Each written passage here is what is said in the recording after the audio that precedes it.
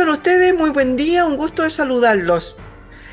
Según la encuesta Ipsos, la mitad de los chilenos evalúa como mala la calidad del sistema educativo. Además, el 44% considera que el acceso desigual a la educación es el mayor desafío que enfrenta el sistema educativo en Chile, que está cada vez peor. Vamos a hablar de educación en Chile con Armando Rojas Jara. Él es académico investigador de la Facultad de Educación de la UDD. ¿Cómo estás tú? Muy buen día, un gusto que nos hayas recibido. Miriam, Hola Miriam, muy buen día para ti. Es un gusto haber aceptado esta invitación para hablar de este tema tan relevante en la actualidad. Por supuesto, es una de las áreas que más le importan a los chilenos en todas las encuestas. Lo primero que sale siempre es educación, obviamente junto con otro tipo de Así problemáticas que es. están sucediendo en este momento en el país. Pero a ver, Armando, cuéntame, ¿concuerdas tú con la idea de que en general la calidad de la educación en Chile es mala? A ver, siempre cuando se presentan este tipo de resultados, la recomendación que yo hago es que se miren digamos, desde una perspectiva global. Eso quiere decir que en general la percepción de los sistemas educativos en el mundo está en un momento altamente sensible, creo yo. Y eso obviamente se reproduce en el sistema escolar chileno, ¿ya? Eso sí, diría yo que hay algunos elementos que seguramente favorecen que exista esta percepción que nos muestran estos resultados, como por ejemplo algunas situaciones respecto digamos, a los aprendizajes, a lo difícil que ha sido recuperar los aprendizajes después de la crisis sanitaria, algunas situaciones que hemos visto en relación a los servicios locales, por ejemplo. Y un último elemento que yo diría también favorece esta percepción que existe es la situación de los docentes, en que si vemos algunas cifras muestran eh, ciertos datos respecto a los docentes que están dejando el sistema. Oye, dentro de esto, del tema desde el punto de vista de los docentes, hablemos. A ver, faltan capacitaciones, los profesores no siguen las capacitaciones, hay lugares a donde no se puede llegar simplemente ningún docente a capacitar. Me acuerdo, por ejemplo, de algunos lugares un poco más bien rurales, donde definitivamente el docente para poder, me refiero a la enseñanza básica y media, definitivamente esas personas no pueden trasladarse, por ejemplo, hay poca oferta online para esa gente. Hablemos del tema de las capacitaciones y después vamos a hablar un poquito de la falta de profesores. Sí, otro tema relevante es, Miriam, en general hay consenso, diría yo, en que la formación inicial de los profesores requiere ciertos ajustes, ¿ya? Hay un consenso al respecto y eso implica que la formación inicial que se está dando a los profesores de alguna forma no responde a los desafíos que hoy se les exige a los educadores y a las educadoras, ¿ya? Entonces, en ese sentido, o en ese escenario más bien, es sumamente relevante los procesos asociados a la formación de los profesores en ejercicio. Y ahí existen una oferta, diría yo, muy variable. Eh, Hay programas que son más bien focalizados en elementos que están más, son vistos de manera, digamos, en el fondo más teórica y no con herramientas que faciliten o que ayuden a los docentes a mejorar en sus prácticas pedagógicas en la sala de clases. Allí yo veo, digamos, a mi juicio, una brecha entre la formación que se da, que todavía está en un ámbito muy teórico.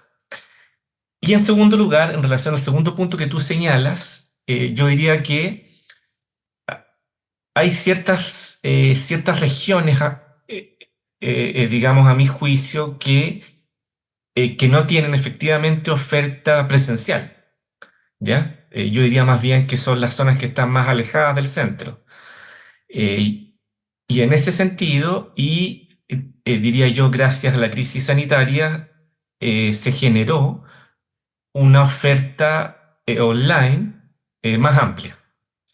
Ahora, en este mismo sentido, yo diría que si bien en los años más próximos, después de la crisis sanitaria, hubo un interés en cursar estos procesos formativos online, hoy yo visualizo que no es tan así y que los profesores están regresando a querer formarse presencialmente. Ya, perfecto. Oye, y hablemos a ver ahora entonces un poco de la falta de profesores, porque hay tan poco incentivo y algunos incentivos que no se están logrando, como por ejemplo la beca profesor, Sí, que están quedando algunos lugares vacantes, se pierden, etcétera. sí. ¿Qué pasa con eso, con la falta de profesores? Eh, es por ser mal pagados? ¿Qué pasa, por ejemplo, con la capacitación a algunos profesionales de otras áreas que quieran empezar a enseñar? Ya no solamente, bueno, en las universidades se usa mucho eso, pero no sé tanto si en la enseñanza médica y básica. Uno mira las cifras, hay un estudio que publicó Elige Educar hace unos años atrás y que identificó que al final de esta década iba a haber un déficit de cercano a 32.000 docentes en Chile. A fines del año 2022, la UNESCO publicó un informe en el cual señalaba que de aquí al finalizar la década también íbamos a presenciar un déficit a nivel, digamos, a nivel global de más de 60 millones de docentes. Esto significa que es una situación mundial. Y eso, desde mi punto de vista, obedece a una serie de razones, esencialmente a que, eh, digamos, el liderar hoy una sala de clases es un proceso bastante difícil, a mi juicio. ¿Ya? Hay una serie de elementos, está también el elemento eh, en el cual están los adolescentes que están en enseñanza media, y además una serie de elementos que la investigación reconoce, favorecen digamos, el que docentes abandonen el sistema. Y uno de los elementos que aparece, digamos, en las razones que los docentes señalan respecto a las razones que los llevan a salir del sistema, está el que no se sienten apoyados por sus líderes escolares. Y eso, en el fondo, abre una posibilidad que también hay un factor importante respecto a los líderes escolares sobre la forma en que ellos ofrecen apoyo a sus docentes, ¿ya? Es por una parte.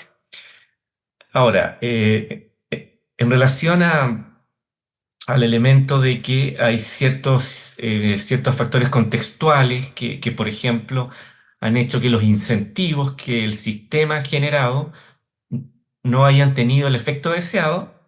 eh, Eso también es un nudo crítico del sistema. eh, en ese sentido, lo que hay que pensar tal vez es identificar mecanismos que permitan el que los docentes se sientan acompañados en el proceso. Y ahí, desde mi punto de vista, el rol de los líderes es fundamental en eso.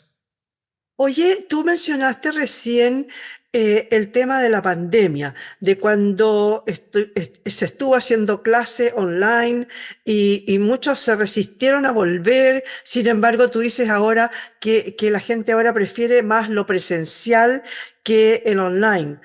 ¿El uso de celulares y de tecnología en la educación sirven para la educación? ¿Se están aprovechando lo suficiente?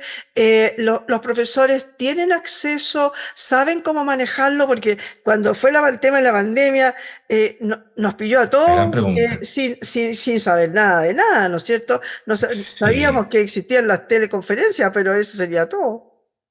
Una gran pregunta esa, Miriam. Mira, fíjate que en el mismo informe que tú señalabas al inicio, el de Ipsos, se menciona si los sistemas educativos del mundo piensan que la IA es una necesidad. Y en general, en la mayoría de los países está bajo el 10%. Y en Chile está bajo el 5% de interés. Eso, a mi juicio, obedece a que no hay suficiente información respecto a ello. Ahora, específicamente en relación a lo que tú señalas de si es bueno o no el uso, que yo diría es un debate ampliamente socializado hoy, yo diría que eh, no es que no se deba usar el celular o distintas tecnologías en los colegios, sino que lo importante es el uso que se le da. Y eso significa que en el marco de la fuerza que han adquirido las distintas tecnologías que hoy están con mucha fuerza en los distintos ámbitos que vemos, el ámbito social, empresarial, educativo, lo relevante de ello es entender, a mi juicio, que estas nuevas tecnologías son una herramienta. Y en la medida que esa herramienta sea bien ocupada, específicamente en el caso nuestro, bien ocupada en función de lo que es lograr aprendizajes, sin duda puede ser un aporte. Ahora, eso significa que necesitamos a docentes y a líderes que estén bien formados en el uso de esas tecnologías, y ahí siento yo hay un nudo crítico del sistema con la chilena. Claro que sí, porque en realidad los profesores yo no sé si están preparados para, no solamente para hacer, por ejemplo, material educativo a partir de las distintas tecnologías existentes hoy, sino que además enseñarles a los alumnos a cómo es el buen aprovechamiento de esas herramientas, ¿no es cierto? El mismo Exacto. temor que se tiene con la irrupción de la inteligencia artificial hoy día, con respecto de los textos, de que es un copiar y pegar, entonces la comprensión se está yendo a las pailas en realidad, porque no pasa mucho por ese lado. ¿Tú estás de acuerdo en que se usen esas tecnologías? ¿Sirven o no sirven? Que se hayan, por ejemplo, prohibido la entrada de los celulares a algunos colegios. Sí. Mira, ese debate no solamente está acá en Chile, hay países como Francia o Inglaterra que han avanzado en suspender el uso de celulares en las escuelas. Yo diría, desde mi punto de vista, que hay que perderle el miedo al uso de estas tecnologías y en particular a la inteligencia artificial. Eh, Esto es porque efectivamente está el riesgo, si no se usa bien, de que los estudiantes pidan al chat que les haga ensayos, trabajos, y para eso simplemente en el fondo basta que ellos le pidan al chat que responda un instructivo o escribir un ensayo. Eso lo hace en segundos la IA. Lo importante es que hay que resguardar es que de alguna manera, desde el punto de vista pedagógico, es incentivar que los estudiantes no se queden solamente con esa salida, digamos, sino que sean capaces de revisarla, analizarla, pensarla. Y ahí la labor de los profesores y la labor del sistema, en el fondo, de la política pública, es asegurar que los docentes efectivamente sí puedan resguardar el uso adecuado de la IA. Pero, dado que es muy nuevo, yo siento que todavía hay ciertos sesgos respecto al uso que ésta tiene.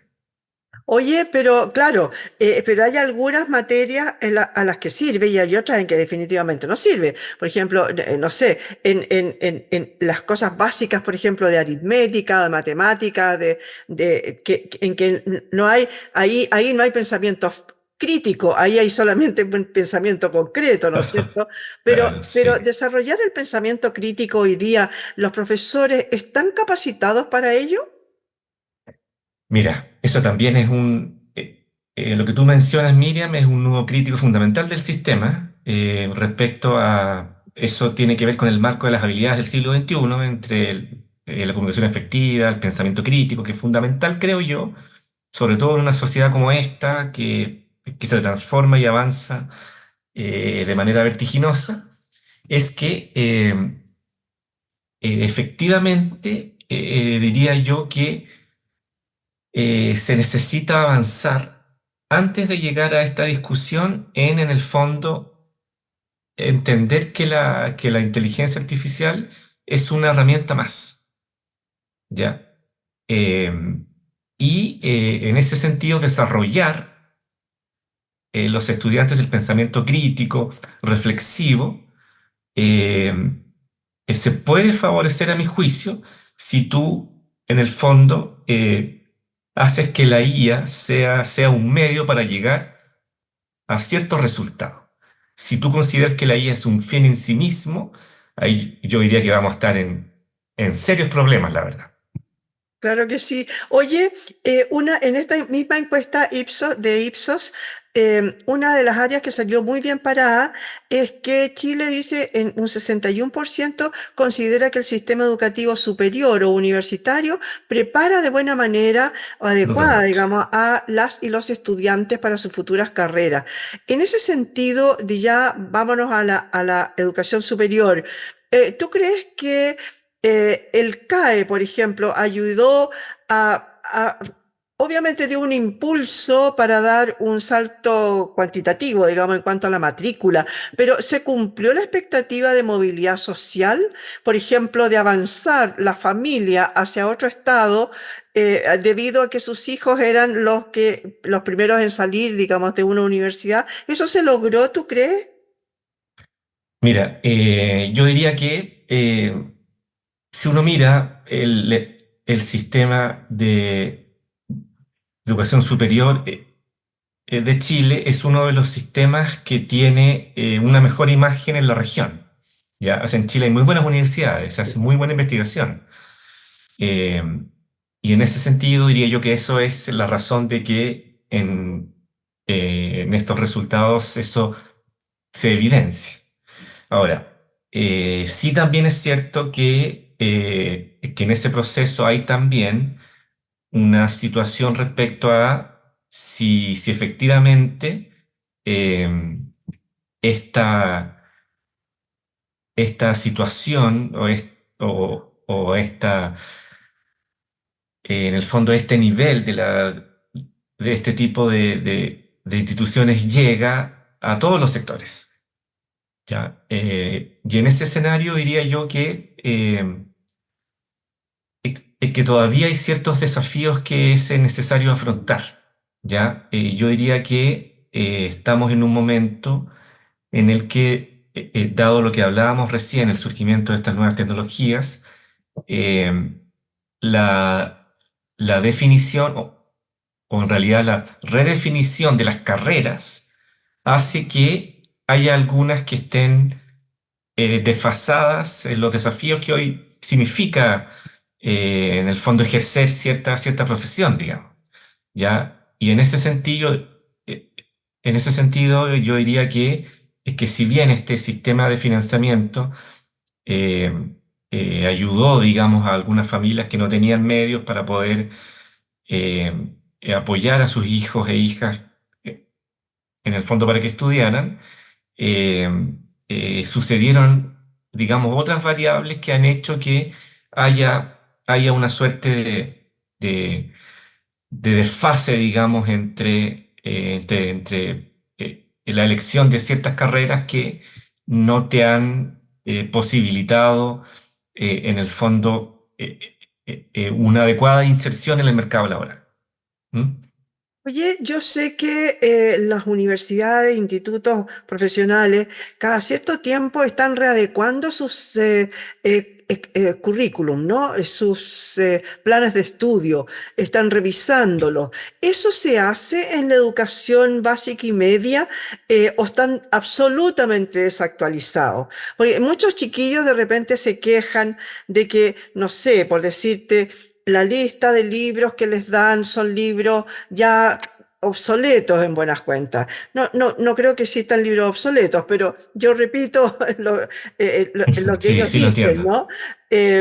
Que ya que tendrían que ser títulos más atractivos, etcétera, que hay un montón de fechas en historia, por ejemplo, y que ya no corresponde, es más bien saber de qué se trataba, no sé, las guerras, los traspasos de poder, etcétera. ¿Tú crees que están muy desactualizados los currículum de la enseñanza básica y media? Mira, responder eso requiere en el fondo referir que en el caso de las instituciones, digamos, universitarias, no universitarias, hay mayor flexibilidad para que ellas definan sus propios currículos. Sí, En sí, el caso del sistema escolar, eso no es así. Hay, hay bases curriculares que vienen dispuestas desde el Ministerio de Educación y que además son evaluadas anualmente a través de la prueba SIMSE y que busca asegurar que las escuelas efectivamente hayan sido capaces de enseñar esos objetivos de aprendizaje y esos indicadores mínimos que vienen dispuestos en ese currículum que está definido desde los lineamientos que da el Mineduc. Ahora, este hecho mismo, en esencia, es un nudo crítico que yo diría tiene que ver con que el mundo de hoy avanza muy rápido y lo que se deja de alguna forma registrado no avanza a la misma velocidad. Y eso significa entonces eh, que sucede a veces que los estudiantes se enfrentan en sus mismas voces a lecturas que ellos consideran que no son actuales. Ahora, si bien es así, yo no niego que el mundo avanza demasiado rápido y a veces los currículum no pueden dar respuesta a esos nuevos desafíos.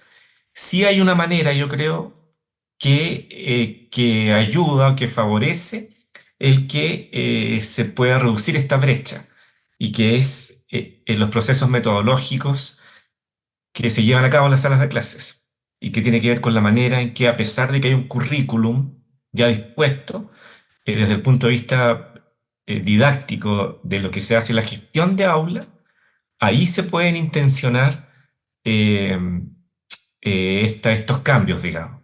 Ahora, eso requiere de que la formación inicial y la formación continua, en el fondo, aborde eso para que los docentes sí tengan las herramientas para poder eh, hacer frente a este desafío, que es muy grande.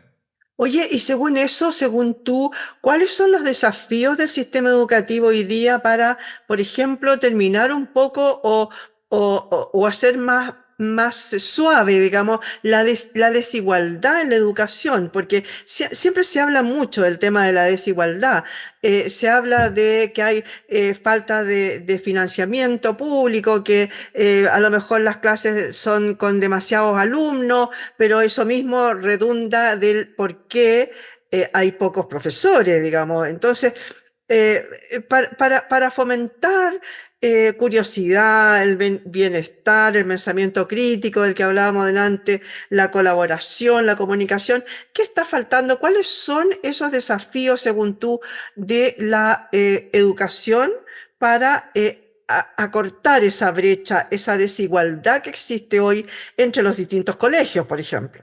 En las universidades Sí, también se da, pero bueno, en todos lados se da, pero a lo mejor es más suave, ¿no? No es tan fuerte como en los colegios. sí.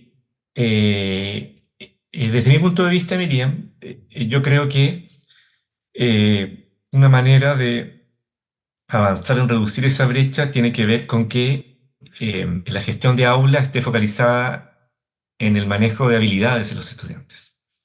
Las habilidades son transversales y en la medida en que se gestionen los procesos de aula focalizados en el desarrollo de habilidades, eso le da a los estudiantes una base más sólida eh, a través de la cual ellos pueden ir fomentando su trayectoria educativa y en el futuro laboral. Ya, porque en el fondo no sacamos nada con tener estudiantes que se sepan de memoria las fechas, como tú señalabas hace un momento. Eso se puede leer, ahora hay IA que te la da inmediatamente, sino que lo importante es el desarrollo de las habilidades. Y por esa razón hay organismos internacionales incentivan la importancia de las habilidades del siglo XXI, ¿ya? Y eso yo creo que hoy en las salas de clases debería reforzarse, ¿ya? Es decir, que los focos se pongan en la gestión de las habilidades y de esa manera desarrollar eh, iniciativas que sean interasignatura, que permitan el trabajo colaborativo, el pensamiento crítico. eh, es en ese sentido el que desde mi punto de vista se podría avanzar en ese desafío que tú mencionas.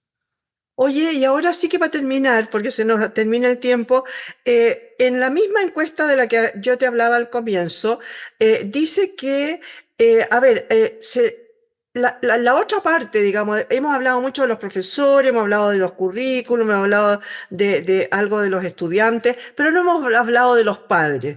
Y en esta parte de esta encuesta, de este estudio en realidad, dice que se les atribuye a los padres la responsabilidad de la enseñanza de los buenos modales en un 88%, los valores morales y éticos en un 85%, y la protección del bienestar mental también, en relación a la educación sexual lo mismo. En buenas cuentas, todo lo valórico sería importante la familia, lo fundamental, y luego las escuelas y los profesores.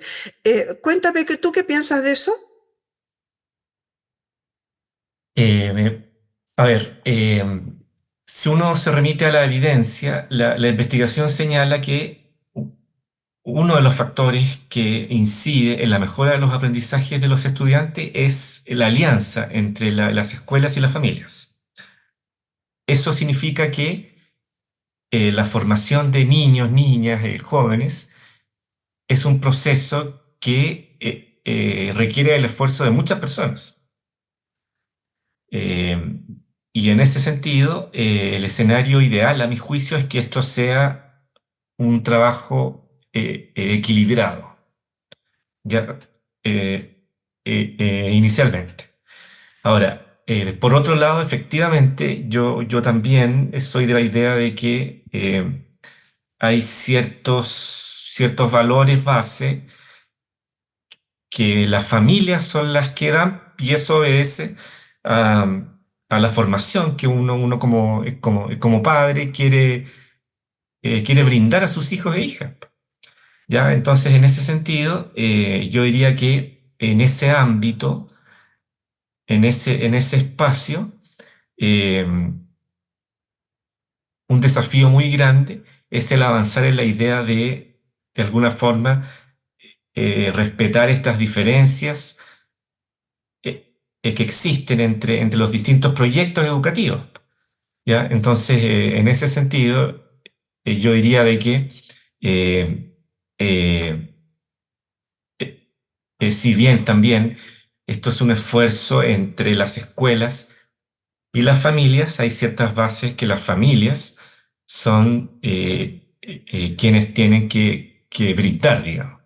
¿Ya? Entonces, en ese sentido, eso favorece o facilita que las escuelas, en definitiva, en el fondo pongan el foco en los procesos de enseñanza-aprendizaje. Claro que sí, sí, yo estoy absolutamente de acuerdo, creo que soy parte de ese 70 y tantos % en el que cree que obviamente la familia es fundamental dentro de la enseñanza de un hijo, ¿no? De un muchacho. Y no solamente dejarle todo a que el colegio, bueno, para eso estudiaron, dice la gente, ¿no? Para hacerse cargo. No, no, no es tan así. Muchas gracias, Armando, por haber estado hoy día con nosotros. Gracias a ti, Miriam, por la invitación y espero volver a verte en otra oportunidad. Pero de todas maneras vamos a seguir conversando de educación. Es uno de los temas que siempre aparece dentro de la preocupación de los chilenos, ¿no es cierto? Conversamos con Armando Rojas Jara, académico investigador de la Facultad de Educación de la Universidad del Desarrollo. Muchas gracias por haber estado hoy día en este punto de encuentro. Gracias a ti y a ustedes. Hasta luego.